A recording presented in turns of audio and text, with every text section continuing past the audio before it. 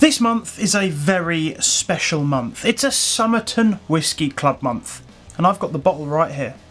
Welcome back, Dram fam, to the Whisky Diary.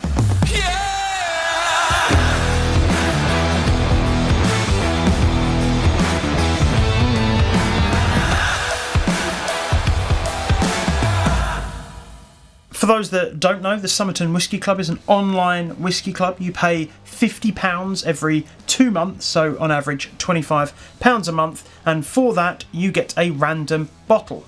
Usually everyone gets the same bottle, and for the most part there is a fairly good sized saving on the bottle than if you'd have bought it yourself, and they are usually pretty damn good. Now I've got to say, the last two haven't really been to my taste, but if I look at the savings that I would have made over the course of the year, to be honest, I've probably saved in the long run anyway. And the whiskies weren't bad. They weren't bad whiskies, they just weren't necessarily 100% to my taste, and that's okay.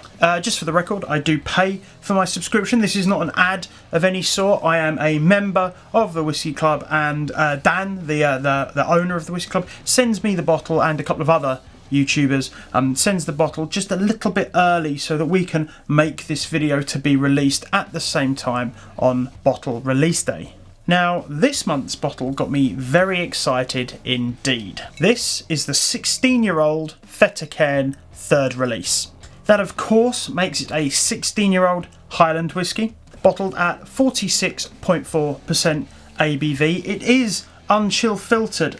Now, I have seen a few outlets, Royal Mile Whiskies being one of them, who I trust to be fairly accurate. They state that it is in fact natural colour. I've seen a couple of other reviewers state that it is natural colour.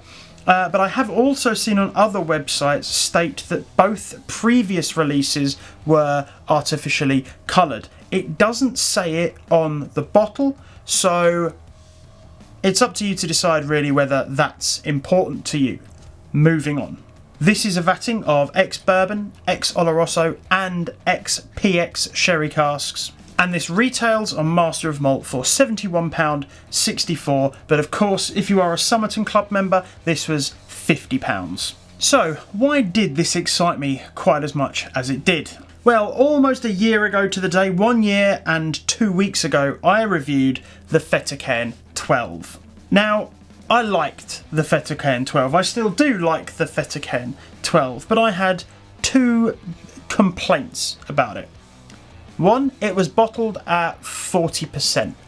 I just did not feel that that whiskey had wallop. It did not have the excitement that I look for in a whiskey. It just felt a little bit hollow. And secondly, I wanted to lose the artificial colouring and the chill filtration. Maybe the chill filtration contributed to that hollow texture, that lack of fireworks, but we'll never know. But when it comes to this, that's exactly what I've got. With regards to the colour thing, now as I say, I know a few outlets stipulate that this is natural colour, but a few other places said it has. Fettercairn, put it on the bottle.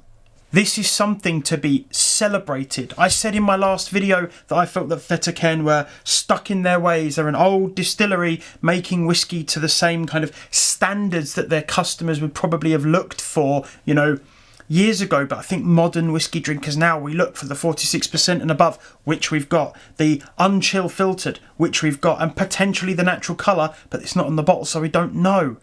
To me, this is something that should be celebrated. So please put it on the bottle. But all of that nonsense aside, let's get down to tasting it, shall we?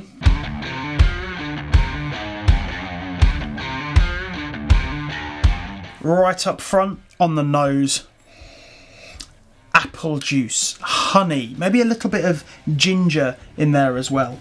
Right behind that, toasted cereals. There's a really nice fruitiness.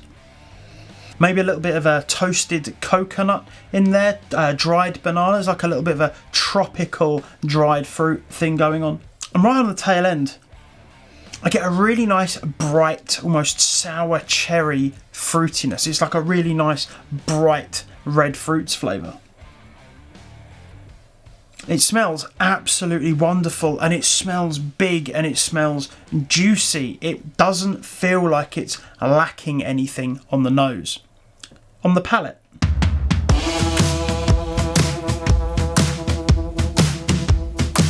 right up front, loads of that apple comes forward. Really nice sweet apple juice, like apple diluting juice. Right behind that, we immediately get all that honey sweetness, really sticky honey sweetness. Along with that, you start to pick up the sherry spices, you know, some sultanas, like dried fruits, almost like a Christmas cakey kind of vibe. But it's not a big Christmas cakey whiskey. It sits with like a nice light fruit up front, and it's only then that it starts to darken and you get the Christmas cake and the sherry notes coming through. Over time, it starts to get a bit woody, almost like sweet and sticky, a little bit resinous, kind of like a bit of a Coca-Cola vibe, to be honest. On the finish,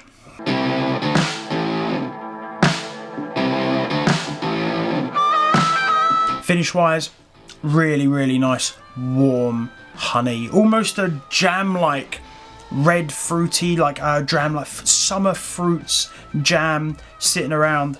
And right on the back end, that kind of sherry spice starts to turn almost a little bit chocolatey, maybe a little bit nutty. I guess we could almost go down the dark chocolate and like hazelnut path.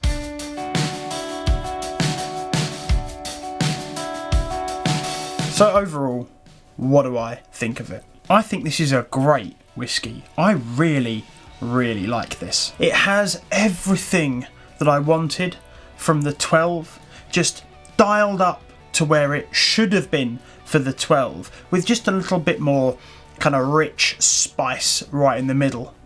So would I pay £70 for it? Well, let's have a look at the market right now. I went on Master of Malt and I searched for 15-year-old whiskies that were in stock. 15 single malt whiskies that were in stock. There were 99 of them. 57 of those sat somewhere between £50 and £100. I scrolled through the list of the 57 and it was fairly evenly spread, with the majority sitting somewhere between kind of £65 and £85, which is about where this sits. Now, is this whiskey bringing something wild and uniquely different to the table? Does it have anything that really stands out about all of the other whiskies that I saw there? No, it doesn't. But what this is a really good example of a well executed Goldilocks whiskey. It's not too spicy, it's not too sweet, it's not peated, it sits right in the middle of what I would consider like the palate for whiskey drinkers. I think for you to actively dislike this whiskey, you're probably going to dislike the majority of single malt whiskies. If you like whiskey, you will probably like this. And I think £70 is actually a pretty good deal. I think if it was 60, it would be an absolute no-brainer. 65, I'd certainly be buying it again. 70, I'd say that's probably worth it, especially if you like this style of whiskey. But anyway, that's enough from me. Thank you all very much for watching, and an extra special thank you to all of my patrons over on Patreon. Let me know down in the comments if you've tried this, especially if you have tried any of the other Fettercairns that were bottled down at that lower ABV, and let me know if this is something that you would consider, knowing that it is now up at that higher ABV and we have lost the chill filtration. And on that note, Slàinte mhath.